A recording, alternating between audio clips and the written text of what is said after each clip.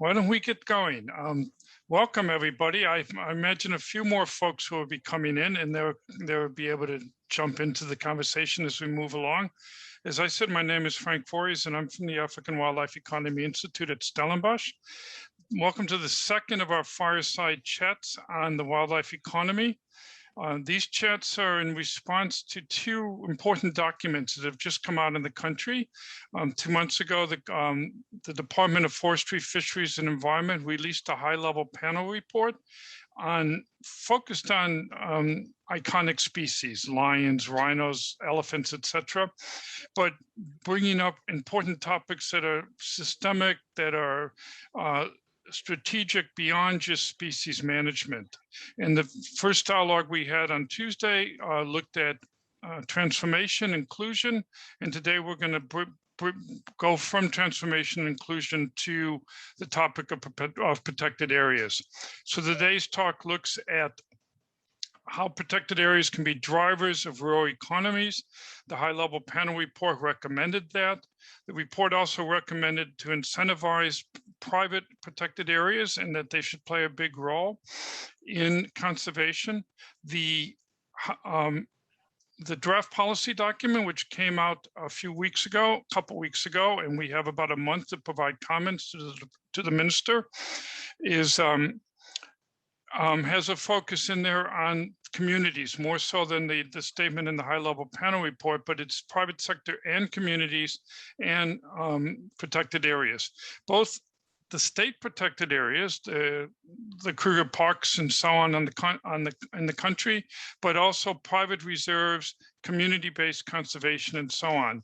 And so looking at how do we rejig the protected area program, if you will, in the country so that it empowers especially local communities and the private sector, saves nature and delivers benefits.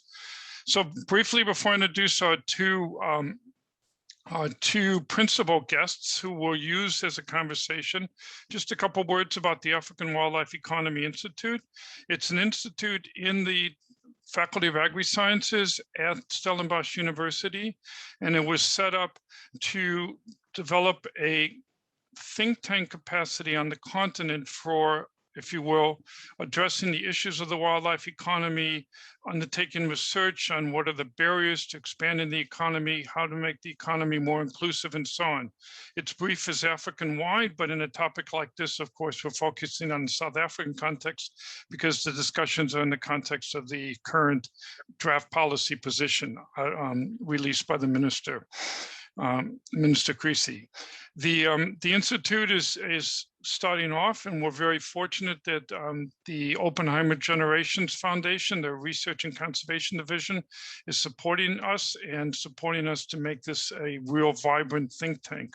So we will, over the years and months ahead, be working on the issue in the South African context, but also in the Southern African context, and indeed in an African context, looking at opportunities across the continent for utilizing wildlife, conserving wildlife for economic benefit, for inclusion of rural communities, improvement of livelihoods, and so on. So this is, in a nutshell, what we're about. So today, it's the protected areas, communities, and private sector discussion. How does protection actually become an engine for development?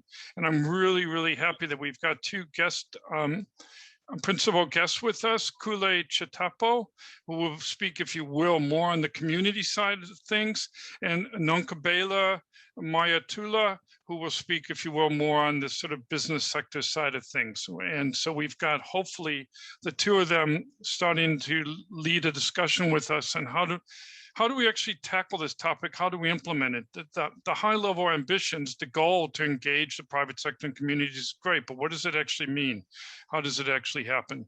The format we'll have is I'll start with Kule and Nonkabela, each saying a few words, introducing who they are, their perspective on this, and then I've got a few leading questions to get it going. But at the same time, then you're really welcome to put questions into the chat box, and as we get going, to raise your hand using the Zoom. I assume we're all familiar with pushing in the reactions button, finding the raise hand one, and we can have a bit of discussion. So we'll go till the top of the hours, and then I think we've had enough. What we hope to get out of this is a couple things. One is from the viewpoint of our as a research institute, some insights into areas that require further research and further study. Secondly, we will be preparing our submissions to Minister Creasy on the report, and we'll report back on these fireside chats and say, see, these are some of the key issues that came out and so on. So it's a way to provide a broader stakeholder feedback into the discussion in the department about how to go forward with this policy position. And then thirdly, hopefully those of you on the call that are so motivated will also email in and say, you know, I've had a look at the policy paper, I've looked at the high-level panel report, and here's my views. These are really important topics, and I think the department needs to hear as many voices as they can on these topics. Okay, so let me kick off from there, and maybe we'll kick this one off with 𝐿𝐴𝐵𝐿𝐴. Would you like to start off, introduce yourself and say a few words about the topic? And welcome, by the way. Thank you, Frank. Good afternoon, colleagues. My name is 𝐿𝐴𝐵𝐿𝐴, born bred in the village of 𝐼𝐻𝐻𝐻𝐻𝐻, a small town in the province of the Eastern Cape. I run and operate, I own and operate a game ranch in the Eastern Cape. It's a wildlife estate. And on the property, I have a variety of also ecotourism activities. Our specialty or niche is to breeding rare and indigenous species in the area. I also serve on the Wildlife Industry Transformation Forum of the Eastern Cape, which seeks to facilitate entrance of more historically disadvantaged South Africans as participants in the game industry. I am a director on the board of Wildlife Ranching South Africa. My take on this topic, which is quite a huge topic, Frank, is a vast amount of commendable work has been done. Research has been generated around our topic, scientific, through policy, through interventions for development, and transformation, the latter being always consistent in all the subsections. My view is South Africans, we have been at the game of transformation for decades. So there's little that has not been said before that we can say. What I think is evolving is the context within which this application and these interventions are necessary. And this context also is shaped by our experiences, how far we've come. I mean, I just told you I come from a little village of 𝐷𝐸𝐻𝐻. Here I am sitting in a bank in south of Norway. And here I am serving as a director on Wildlife Ranching South Africa board of directors. Now, in as much still needs to be achieved, we cannot beat ourselves too much. We must actually acknowledge and celebrate some of the small wins. And who would have thought I would be addressing an audience as sophisticated, as learned as you today. My approach here, like I said, much has been generated. You are a sophisticated audience, is to provide somewhat of a pragmatic approach to implementing what has been already conceived, and to say from a business point of view, what works in my opinion and what does not work. And it's a matter of shuffling the different pieces of the puzzle and coming up with unique combinations to give effect to the objectives. And that to me begins with the relationship between the government, business, and the communities. Thank you, Frank. I'll leave it at that for now. I put myself on mute. All the way from Norway, but it's warmer there than it is in Pretoria, that's for sure. I can see 𝐿𝐴𝐵𝐿𝐴's got his head. 𝐿𝐴𝐵𝐿𝐴, would you like to introduce yourself and kick off? Okay, thank you, Frank, and thank you to the AWEI. Congratulations on your launch, and thank you for putting together this series of conversations. I must say from the onset, it's going to be a challenge to be by a fireside, to be simulating a fireside chat without a gin and tonic. But we'll try and see how it goes, man. So thank you also to everybody who's joined the conversation this afternoon, I just would like to particularly note some of my fellow colleagues that I see that were on the panel. I must say that whilst the conversation, as you introduced, Frank, is emanating from what has come out of the work of the panel, I myself, in my own capacity, I'm not an expert on what came out of the panel. It was made up of so many brilliant minds, and it was really a pleasure to serve with the kinds of depth of experience and expertise that we had the opportunity to work with. And so just to say that the findings that we are talking about that came from the report is a collective effort of a lot of different minds.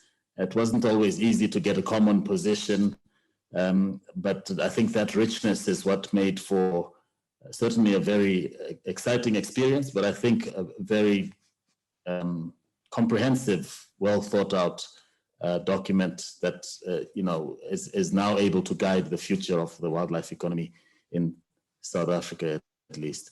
So I wanted to just start by talking about where I come from in terms of this area of work. I've worked primarily at a regional level across Southern Africa for all my life in the issue of community-related natural resources management, and particularly looking at policy and practice. And when I looked at the topic for discussion today, I thought I'd break it into 3 areas. So first of all, the categorization of protected areas. It's very important. I'm glad to hear my fellow anchor speaker talking about context. So the context in South Africa is something that came out a lot, even in the work of, in our discussions at the channel. The context of South Africa being different to a lot of the other contexts that you see across the region. And we can discuss at a later stage some of the different approaches that different countries like Namibia, like Zimbabwe and others have taken towards looking at the role that protected areas should be playing. So, and then the second thing I wanted to look at is the role of protected areas. And again, there's policy and legislation that is explicit. Some would argue it could be more explicit, but certainly in South Africa's context, and colleagues like Lizanne, who's here, would be able to speak more to that, there is clarity in terms of the legislation around what role conservation should be playing in terms of conserving biodiversity, where I think that there is room for further conversation. I think, and this is where this fireside chat is useful, is the role, if any, protected areas should be playing in economic development. And why I say if any is because I think it is important to have that open conversation. What is the core business of a protected area? Is it to, by virtue of its name, to protect and conserve biodiversity? Or is it the fact that it can do other things? Should that be like provide economic opportunities at a local level? Should that change what the core role is of the protected area? This I'll give an example at a personal level. If I am able to, in my household, if I employ one person in my business, let's say, that I employ 2 people, and I am able to employ, because of what is perceived as the potential for my business, I'm able to employ another 2 people. But I'm not under any obligation necessarily to take up to respond to any other additional pressure that I should be therefore employing more people than what I feel my core business should be as employing 2 people. So I'm giving an analogy of saying, if a protected area's core business is to conserve biodiversity, we need to, if it can do other functions, then we need to be thinking very carefully about what then do we define as the role of protected areas? Just because it can do other functions, just because it can create jobs maybe, and it can create economic opportunity, should it therefore become its core business, so to do? And the third area, Frank, is about performance of protected areas. And again, this comes back to the different categories. State protected areas perform differently to private protected areas versus community protected areas. And again, coming back to the issue of context, there are different experiences and contexts that we can elaborate on as we go through this conversation this afternoon. But maybe as a parting shot, I would say, Frank, is that it's more a question to our audiences. The areas under pressure to do more or be more than they can or should be, by asking them to go beyond just providing the core service of healthy wildlife and ecosystems. And again, obviously, we answer this in different contexts, depending on the type of protected area, as I said, the different categories, as well as the role and the context within those protected areas, within which those protected areas exist. I'll pause there, Frank. Thank you. Well, thank you very much, both of you, for kicking off the conversation. Really, really interesting. We're breaking down into, let's start with looking at categories a little bit. There's a whole discussion around legally protected areas and state-owned areas, sand parks, KwaZulu-Natal, etc. But there's thinking of Nokabela's property in the Eastern Cape. It's a private property. And so there's also the question of what is the relationship that she has between a mission to conserve the area, to conserve wildlife and conserve the landscape, and a mission to make a living, and to make a living not only for herself, but for employees. And Nokabela, I thought maybe I could ask you a question about sort of how did you get not your legal license to operate, but if you will, your license to operate with the people around you? What is your relationship with the communities as a private rancher? What challenges do you think a private conservation area faces from a community perspective, and so on? Thank you, Frank. In terms of the relationship with the community, first, we have to define what a community is. And I sort of borrow a leaf from the mining charter, where you have to define the radius. And if you were to say anybody who lives within 50 kilometers from your boundary fences constitutes your community, then you get to understand whether it's a rural village, whether it's a Missouri, the kind of setup they have. And depending on the population of that area, then people can be employed in your establishment, both in the entire value chain of ecotourism. First and foremost, from the management of the reserve itself, both flora, fauna, and everything that is in it. And that often requires a little bit of education in terms of what wildlife means to them. Because historically, like I talked about the context before, wildlife was for subsistence purposes. Now you go and purchase high-end or expensive game to put on a property from a breeding point of view, because you want to build up on the indigenous or the rare, the number of rare species, and all a community person sees is food. So the education must begin there in terms of what this asset is and what it means for the sustainability of both our in our relationship. From a business point of view, of course, most people as Africans, you aspire to own a piece of land, and most of us always underestimate what it means and what it takes to be able to look after this piece of land from a cash point of view. A lot goes into the ground in conservation. And once you begin to understand what investment is required, and you can justify it or rationalize it in your head, then you can be at peace with what you have to put in and how many years it's actually going to take to realize the benefits. So that is the sort of relationship. Ideally, you want to treat your employees well. As a business person, as a business, you have an obligation to do well by your employees. You pay your taxes as a corporate citizen, and you treat your people well. To me, that constitutes the license to operate. That actually gives you the security of tenure. And if the people understand who work on your property that this is the form of their livelihood, they will protect that. And if they feel that their vested interest is looked after, they will protect that. And of course, safety and security, we don't even need to go there, is a huge aspect in our society today. So that's one. The second one is to also understand the capacity for people, or rather the ambition and the willingness, or how far they wish to go. Often we push our people, we want them to become things that they're actually not interested in, so to speak. Once you understand what those needs are and you speak to them, then you are able to have a much longer term relationship with them. From a neighboring some of the protected areas from a state point of view, I've had the privilege and I think the fortune of having a very good working relationship with the Eastern Cape Parks and Tourism Agency, for example, hence the Wildlife Industry Transformation Forum. And that has given me a lot of opportunity to facilitate, one, to be a role model, and also to borrow and understand where they are going.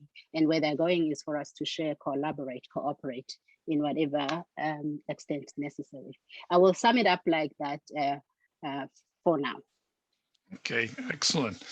Collaborate, cooperate. Okay, so you're in a part of the country where there's a lot of innovation going on in this space and a lot of people involved with it.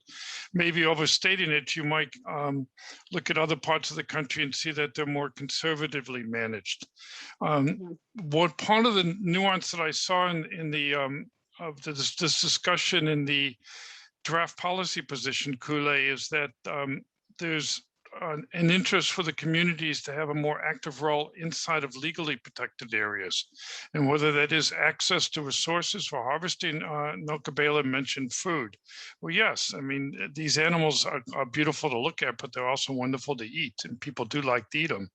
So to what extent do you think there's a potential for more engagement by communities and actually, if you will, utilizing park resources for livelihoods in a way that also, of course, protects nature?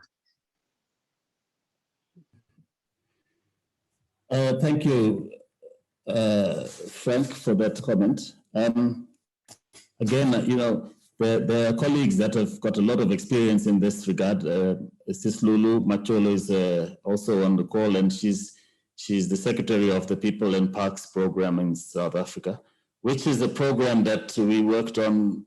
I've had a long association with, seeking to do exactly that, is to try and bring better opportunities for collaborative management of protected areas with surrounding communities, as well as in this instance, the state protected areas. And again, you know, I'm glad that we've got my colleague here who's able to give you know, a balanced perspective of the protected area that she's operating in. But just in terms of the efforts that have been put in place under the People and Parks program, which was an offshoot of the World Parks Congress that was held in 2003 in Durban, where before that there was a meeting held by communities that were seeking to represent their interest at that meeting, and it was held in Cape Vidal. And the theme of the meeting was to look at benefits that can accrue to communities beyond essentially the boundaries of those protected areas.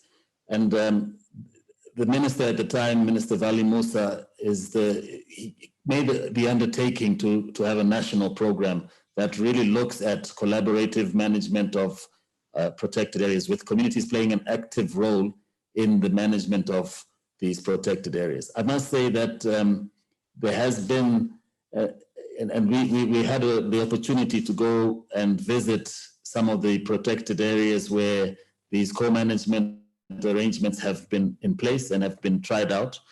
I can speak of as an example, we visited the Pilanesberg National Park in Northwest Province as part of the work of the panel. And we did find, Frank, that, you know, with the best intention of the co-management modeling that was put in place through the People and Parks program, there's still a lot of work to be done in terms of the active participation of the communities in the management of the protected areas. And this is, there are a couple of areas where the gaps lie. First of all, in terms of the legislation, in the example of Northwest, the Northwest Parks Board has got a very clear mandate that it works by, and that mandate does not provide sufficient, if you like, sufficient room, in terms of the legislation that they have to work with and through for the kind of participation that is envisaged or anticipated in a co-management or collaborative management arrangement with adjacent communities. As a result, there then becomes a deterioration, and this is one of the core things that we saw in our field visits. There then becomes a deterioration in terms of the relationship of trust that needs to be there, where two parties are coming together in a collaborative arrangement. And there becomes suspicion that maybe certain information is not being fully shared by the other party, or maybe certain benefits are not being fully disclosed, maybe certain resources that should be accruing in this instance to the communities are not accruing for various reasons. And so therefore, what is good by way of a structure or a model, the application of that modality becomes compromised. And that's what I would say, Frank, is an area that needs a lot of work, because I think the opportunity to create a collaborative joint venture, if you like, and the opportunities for benefits accruing to the communities are vast. There can be goods and services that are, ranging from park maintenance, from fence and road maintenance, park maintenance services, to supply of the whole supply chain of goods and services to the protected areas and the associated tourism ventures. There's a lot that could be done there, including employment creation opportunities, etc. But it requires, as an essential ingredient, that relation. It requires an enabling infrastructure. So having a program is one thing, but then you need to have the enabling policy and legislation so that the state party can effectively engage this community party. And then you need to have a really healthy working relationship of trust, where parties are able to present themselves as equal participants in this joint venture and look at opportunities for collaboration in an open way. And that's where we found that the People and Parks program, certainly in the couple of areas that we went to investigate, and we also went to allow as part of the field visit also to Northern KwaZulu-Natal and looked at some of the experiences there. And some of these trends are similar. It's a great program, great national program, but a lot more can be done in terms of unlocking those opportunities for local community participation, effective participation and benefit. Thank you. Thank you, Kule. Very, very interesting that there's challenges in the institutional framework. There's challenges on, socially and how building trust. It's multi-layered, but there's a will, but there's still challenges. Ian, Lizanne, and Lulama. Okay, Lulama, I was going to actually jump in and ask you if you could respond, because Kule's been talking about your work. And then Ian and Lizanne, can we let Lulama come in first, if that's okay, and follow on from Kule? So Lula? I think she's there. Let me try it again. Lulama, would you like to follow on from what Kule's comments were? Thank you. I've been struggling. I'm muting myself. There you go. Okay. Thank you. The land of Zoom. I think the way the topic has been phrased is actually very interesting for people and parks, because it says protected areas as drivers of local and regional economy. How I wish we could understand what is exactly meant by drivers. Because the protected area in our understanding is that once it is protected, there's something more important and valuable in that. So if you could allow the people to have a benefit from whatever you are protecting without utilizing it, in other words, without consuming it until it is ended. Let's look at animals, for instance. Being people around the parks, even if you do not actually hunt an animal, you allow it to grow until it gets old. Give the skin to the people around you, because those people are going to make shoes and are going to make handbags and are going to make something you don't need. So allow the people around the parks to join in the value chain and benefit from that. And also, if you notice, some areas have got plants, very, very valuable plants that are protected. If you can say, I've got these plants, I'm going to keep them for conservation, and you people around the parks can use these plants. I mean, you can go and actually plant the plants and cultivate them and make them available, of course, at a price, because you will be farming in them, exactly capitalizing on the fact that they are rare plants, produce them so that, number one, they don't actually get extinct. Number two, those people who want to use them have got something to use, which is what you are producing. So you are enabling consumption without extinction. And then also the value chains that can be created from protected areas. Let the protected area keep the animals and the grass and the whatever that they have, but allow somebody else to get into it and have his ecotourism business in that.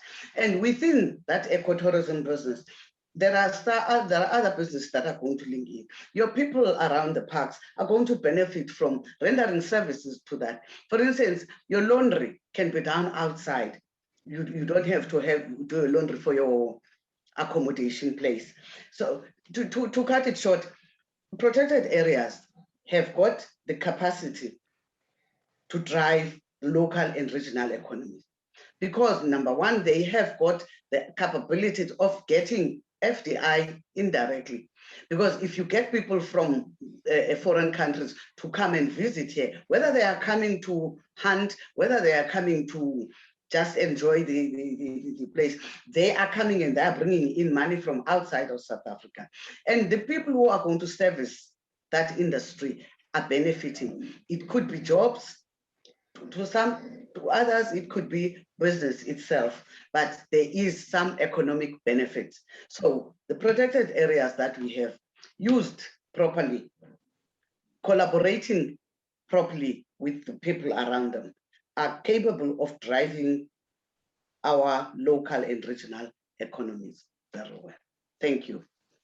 Thank you very much. Am I on? I am on. Okay.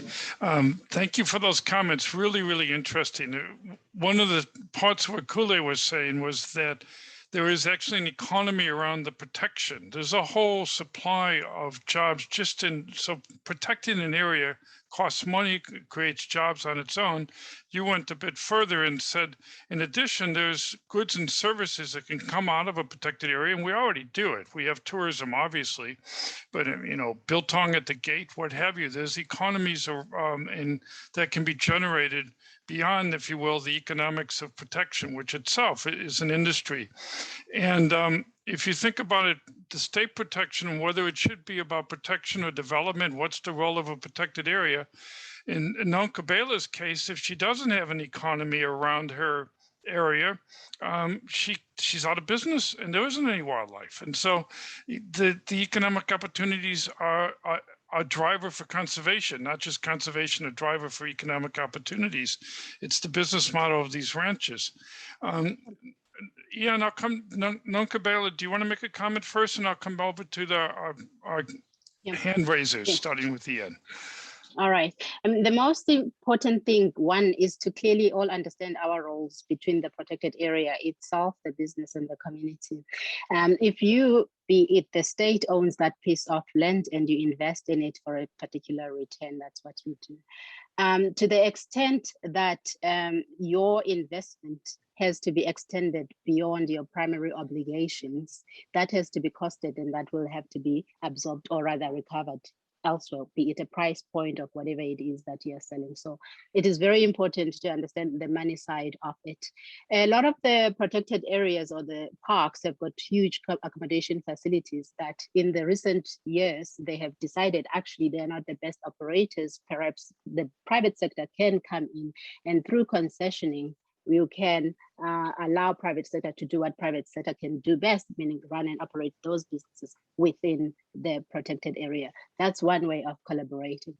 And to the extent that one is smart with the protected area government about how you structure that contractual relationship and how you derive the returns and how those returns eventually end up to where government is supposed to be playing, which is looking after the social welfare of the people of its country, then it becomes possible. Where it becomes problematic is where the government as a regulator overextends its ability to regulate, or rather to determine the rules of engagement as far as some of these financial matters are concerned. And if government sticks to being a regulator, it will do a wonderful job to try and do both and overextend to dictate what the relationship is. The relationship should be between an operator and a community, then you're more likely to fail on both fronts. So that balance is important. I'll leave it for that for now. Very good point. I mean, I know in a country like Kenya, where there's tourism is the driver of the wildlife protection sector in the country. They don't do much more than look at the animals. They still struggle with their relationship between the state as a landowner, the state as a regulator, and then the state as a business agent, if you will. It's not an easy thing to do. It has to be worked on. Well, Ian's a lawyer. He knows a lot about the law in this area. So I've got Ian, Lizanne, and Stephen up on the queue, but others, if you'd like to put chats or comments in the sidebar for other people, please feel free to do so. The beauty of Zoom is you can listen, talk, and type away all at the same time. Ian, over to you. You need to unmute. And maybe move this. Oh. That better.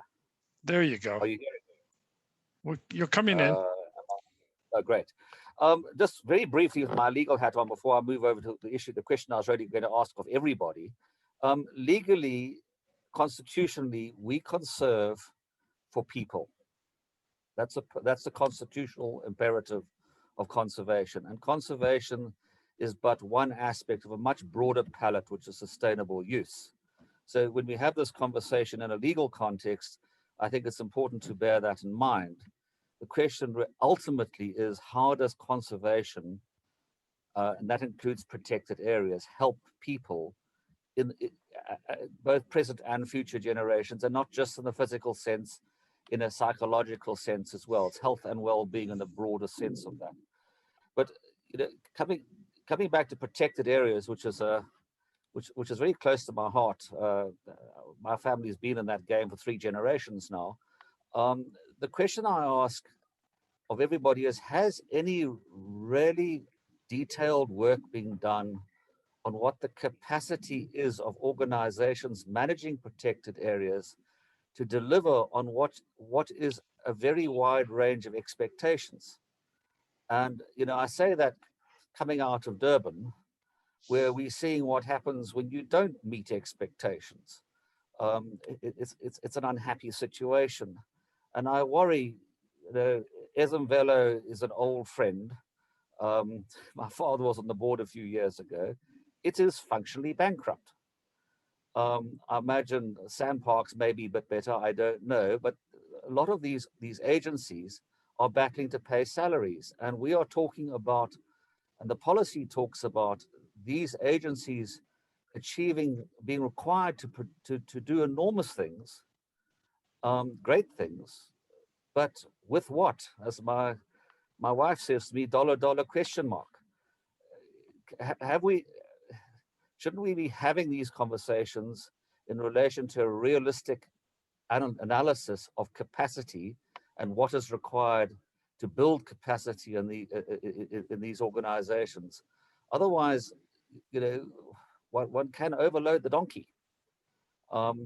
That's my impression, but if I'm wrong and these organizations have a lot more capacity than I think they do, I'd love to hear people say why and how and where the research is, because I've gone looking for it and I can't find it. Thank you. Okay. No, very good point. The mandates and the budgets to deliver those mandates don't line up. I mentioned Kenya earlier. The Kenyan Wildlife Service has a mandate for its protected areas that it manages, which doesn't include the Masai Mara, by the way, but which is an interesting part of the history of the country. But they also have a mandate to manage wildlife across the whole continent, the whole country, in all the private and community areas. But where's the budget for that? How do they do that? It's, they have a huge mandate in the country, much bigger than Sandparks has in South Africa, without the budget to do it. And so maybe part of this discussion about engaging communities and private sector is about looking at how you can generate values that will create revenues that will be able to help resource the mandate so the parks can do a better job. But let me jump over to Lisanne, and who can jump in. And you've just talked about MET, I see in the side point. Lisanne. Thanks, Frank. Good afternoon, everybody. I'm sorry I can't put my video on. My network system won't allow that this afternoon. Yes, I would like to follow up on what Ian was saying in terms of the assessment. There is a system called the MET assessment, which is done by reserve staff.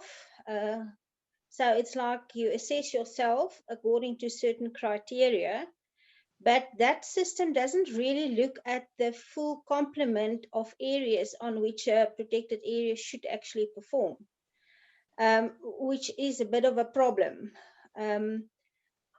Personally, I think that we need a total paradigm shift in how we look at protected areas. From a political perspective, part of the reason why protected areas are so underfunded is that if you're the government and you have to deal with huge socioeconomic challenges in a country, putting money aside to just conserve wildlife, in many people's eyes would seem as, that's not a good investment of money, because there are people that do not have jobs and food to eat. That if I think politicians understand the bigger role that protected areas can play in addressing even government socioeconomic development objectives, there might be a different flow of money from the fiscus to protected areas. But that would require that we have to reposition protected areas and the role that they can play. And I think that the mistake that we make is to think that we have to develop on a protected area to actually have that socioeconomic impact in the area, in the host communities where that protected area is. While if you are very well managed as a protected area, you actually create a bigger attraction in terms of tourism. You have better opportunities to influence and have an impact in communities around you. You can serve as a center of knowledge if you can demonstrate, this is how well we manage wildlife. You can actually assist communities that are also interested in becoming part of the wildlife sector. But that in itself also requires a mind shift change of people on these protected areas. And I think one of the challenges that we sit with is in a lot of the conservation agencies, the people that are managing these parks are people with a primary conservation background and not always people with a broader economics background that can understand how that protected area can play a role in the broader socioeconomic arena, because their focus is primarily a conservation focus. And I think once we start repositioning protected areas in terms of their social, economic, and conservation contribution, we would see a change from both the conservation agencies as well as from politicians. So I believe we really need to rethink the role of protected areas, but not necessarily in changing them from having conservation as their primary focus. But by doing that good, they can actually have that impact. If I can just use an example, there are guest houses about 15 kilometers away from 𝐴𝐵𝐿𝐴 in Føllåsi that market themselves as being close to that protected area. That is a huge impact in terms of the broader economy. But in the MET assessment, we do not look at that economic impact. We just look at some of the conservation issues, and government only look at the financial statements. They don't look at the broader economic impact. So I think we need to change, have a whole paradigm shift in how we look at these protected areas. Thank you, Lisanne. Very, very interesting. No, indeed, most of the people that get hired into protected area systems are people that are interested in and experts in landscapes and wildlife, and that's not just in South Africa, but it's around the world. And that paradigm shift is complicated when you have a certain training in the management of it and opening it up. And it made me think, listening to you, asking Kule, we talk about community-based conservation, and there's lots of history of it in South Africa around SADC. To what extent can state protected areas learn from the community-based conservation programs of how to run their areas in a more inclusive way than they're currently running them? Are there lessons we can pull out of community-based conservation for parks, for state parks? Thank you, Frank. I'm sure there definitely are, and the lessons are far and wide. There are different examples that you can draw from. In Namibia, for example, they've done extensive work in terms of empowering the policy and legislative framework for community conservancies to serve as, drivers of the local economies based on the wildlife asset and the wildlife resource. And there's a lot of great literature and research around that. Those of you who are interested, you could go to the website of NACSO and other such organizations, Namibia Association of Community-Based, of CVNRM support organizations. And there's a lot of data there. They've invested a lot of resources in building that capacity. But I think a point that Peter has made in the chat is the success of those conservancies has been largely due to the participation of other partners in the landscape. And this is the point that Peter's made in the chat, that protected areas can't do it and shouldn't be seeking, coming back to the point that was made earlier by Ian Cox. They shouldn't be trying to do it all alone. They should be looking at the value that comes out of forging strategic partnerships with other potential investors from private sector, from NGOs, the donor community, etc. I think that is something that I think state protected areas are seeking to learn from, and that's a huge it's a huge part of the success of community conserved areas, certainly in the Namibian context. And I think that there are other, in South Africa's context, there are other realities where, the context of community, the way it exists in places like Namibia is very different in South Africa. So there would be need to look at a couple of things, one being the resource base itself, and how does one, just like what Nonkulwela was saying, that how does one then build the kind of infrastructure around that natural resource asset or natural resource base? What do you need to optimize the utility of that natural resource asset?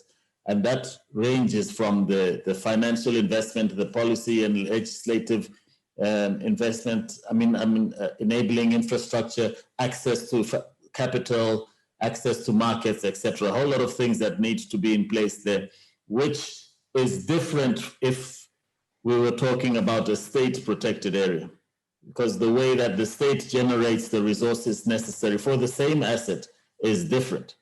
So that's where I would say that there is a lot that can be learned, but the contexts are different in terms of access to the actual natural resource or the wildlife resource for state and non-state operations. And private and community conservancies are able to be more of business units that can independently, attract the kind of investments that's necessary to optimize the opportunity.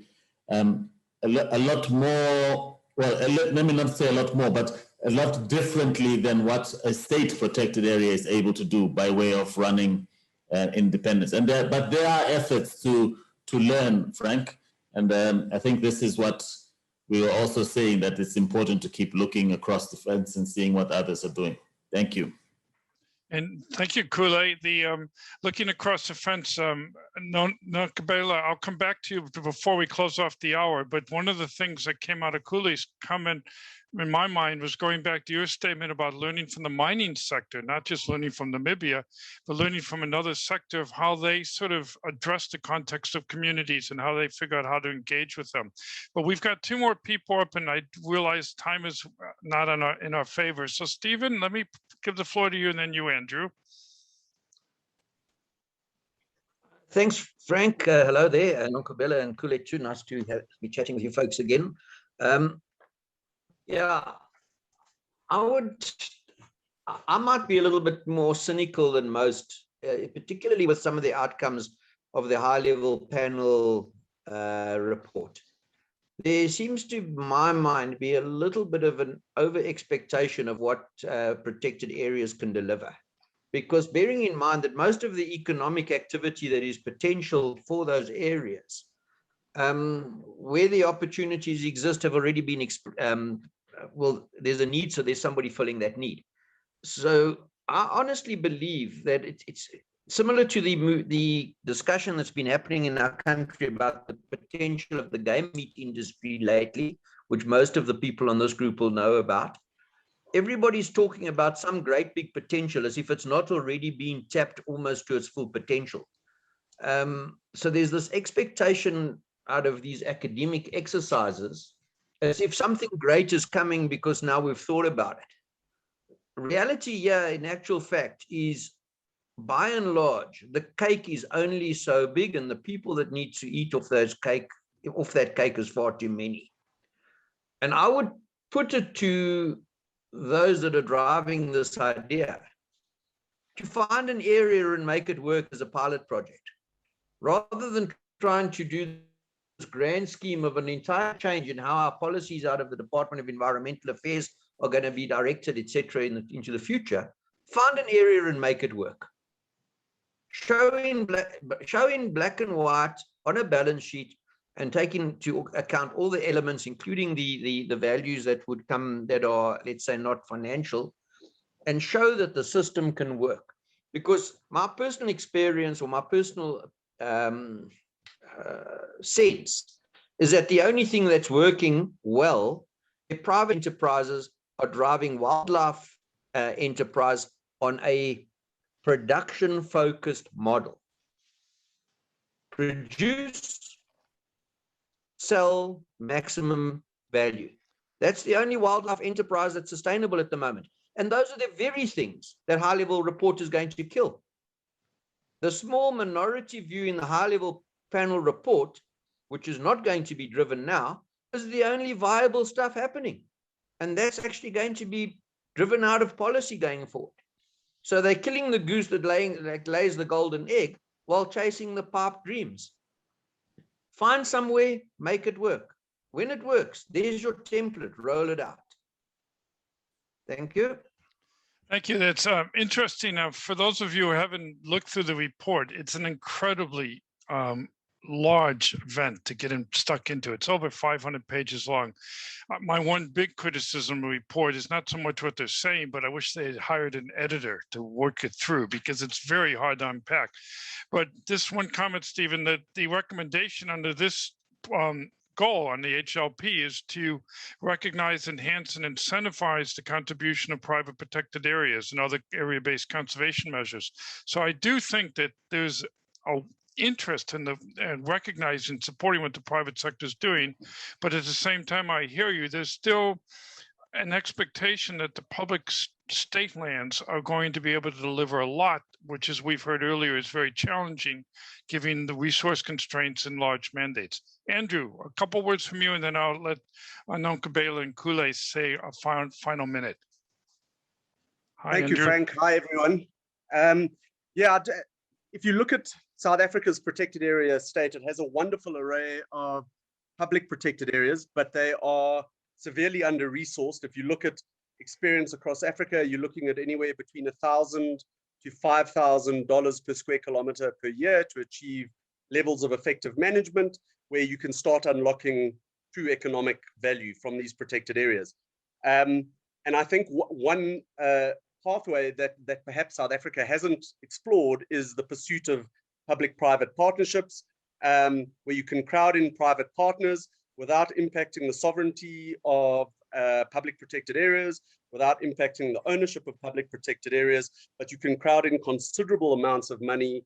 You can crowd in agility, which the private sector is really good at, and then you can start building the foundations of good protected area management, which are necessary to unlock value.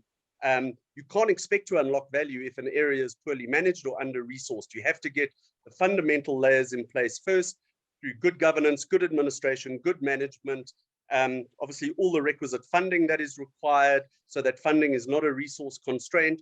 You then need to look at effective area integrity, then look at the recovery of wildlife populations. And only once you have a thriving protected area, then can you really truly unlock value from these protected areas. And I think there's probably 90% of protected areas in South Africa are well below the threshold of being able to unlock value. So I think through public-private partnerships, you could crowd in the funding required to rehabilitate these areas to a point where there's requisite levels of governance, accountability, and funding to start building towards a true value proposition. Fabulous. Thank you, Andrew. That's really interesting. And I think what you've done is put some meat on the bones of what a partnership should look like and what's important. We've just got a couple of minutes left. So 𝐿𝐾𝐵𝐴𝐿𝐴, a few comments from you coming out of the discussion, and then 𝐾𝐿𝐴. The fundamental point for me is everything boils down to financial resources, the availability of those resources and how they are deployed. And to the extent that the state with its abundance of the natural resources cannot extract or leverage the financial from the tax base to returns for the communities, must outsource that. You have to let the people do what people are good at, and you have to be true to yourself about what you're good at and not. And we've spoken for years around this. Now, there's huge pockets of funding that go towards development or rather facilitating transformation in the same areas that we are speaking about. And again, if the government or whoever holds those places, they do not understand how capital works, how money works, that capital is going to be deployed and one will never see the benefits of it. And again, trust or no trust, this is where we are now. You give the piece of work to your people who are competent and are able to utilize it for the benefit of all. And that is business. Business, to the extent that the government cannot take care of the social security requirements, if we shove that responsibility to private sector from an investment point of view, we're going to become unattractive. Capital is amoral. Period. And the capital will move towards areas where there's a fair balance of risk reward. It's as simple as that. Anything beyond that, there must be another pocket to facilitate that. And the sooner we realize that, then we can actually, there are initiatives, concessions, all kinds of wonderful game loans from the public sector. So that's just one of the things that are happening, but are not being pulled together into a business case that is sustainable. Thanks. Frank. Thank you. We've run out of time, but 𝐾𝐿𝐴, 30 seconds, final remark. Yeah, I think that what we really need to do is to do a better job of our natural capital accounting in South Africa, certainly. We have to get wildlife front and center on the balance sheet, the national balance sheet. And then we can begin to do the kind of repositioning of protected areas from a socio-economic perspective that, that Lizanne and others were talking about. And then we will be able to have, when our municipalities are drawing up their IDPs and they exist next to protected areas, be they state or private sector, they actually form part of the integrated development plan, as well as the integrated development planning process, which are all mechanisms that exist in South Africa to ensure the effective capturing of all aspects of the economy. So that's what I think we can really do a lot better at doing, is accounting for the natural capital and specifically the wildlife capital that exists in South Africa. Thank you very much. Thank you, Kule. Great point to end on. So thank you, everybody. We're going to try and keep all these to an hour because otherwise we're zoomed to death. And so 1 hour is enough. Next Tuesday, we're going to be talking about a standard for responsible hunting, another key part of the high-level panel report. And I see it as we will focus on hunting, but it's about responsibility standards in the industry, whether that's breeding, hunting, tourism, what have you. And that includes issues of inclusion, animal welfare, and so on. So that's next Tuesday at 3 o'clock. Again, thanks to the Oppenheimers for helping make this possible, and to Stellenbosch University. And thank you all for joining. I hope it was useful and hope to see many of you back next week. Tuesday on hunting and next Thursday, rhinos. Bye, everybody.